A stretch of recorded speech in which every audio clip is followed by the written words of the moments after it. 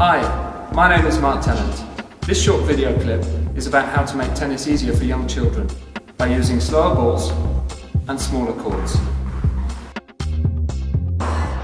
Tenis uz lielā laukuma ir grūta spēle priekš maziem bērniem. Spēlētājiem jaunākiem par 10 gadiem tenisa korts ir pārāk liels un bumbas pārāk ātras, kā arī tenisa rakets ir par garu un smagu. Risinājums šīm grūtībām slēpjas pielāgotā spēles vidē, kura nodrošina to, ka jaunie spēlētāji spēj progresēt jau no pirmā treniņa, izmantojot lēnākas bumbas un spēlējot uz samazinātu laukumu. Sākot ar 2012. gadu tenisa noteikumi visā pasaulē mainīsies. Neviens spēlētājs jaunāks par 10 gadiem nedrīkstēs vairs sacensties ar parasto tenisa bumbu uz lielā tenisa laukuma.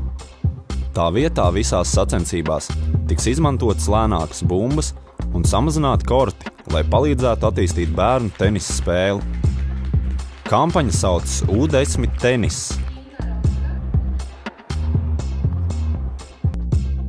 There are three types of slower ball: the red ball, the orange ball, and the green ball. It's essential to use slower balls when working with children aged 10 and under. The red, orange and green balls are slower, so they give young children more time. Each ball has a slower and lower bounce, making it easier for children to play the game. When used on smaller courts, in coaching and competition, using a slower ball helps children to play the game more easily, so they have more fun. Sarkanā bumba tiek spēlēta uz 11 x 5,5 metrus lielu laukumu. Tā ir par 75% lēnāka kā parastā bumba. Oranžā bumba ir par 50% lēnāka un tiek spēlēta uz 18 x 6,5 metrus lielu laukuma. Zaļajā līmenī tiek izmantots lielais tenisa laukums, un zaļā bumba ir par 25% lēnāka par parasto bumbu. Lēnāku bumbu un mazāku kortu priekšrocības.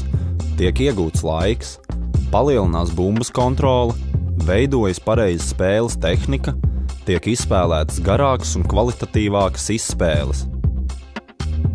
Latvijas Tenisa Savienība ir izveidojusi jaunu mājaslapu, lai sniegtu jums plašāku informāciju par lēnāku bumbu un mazāku kortu priekšrocībām.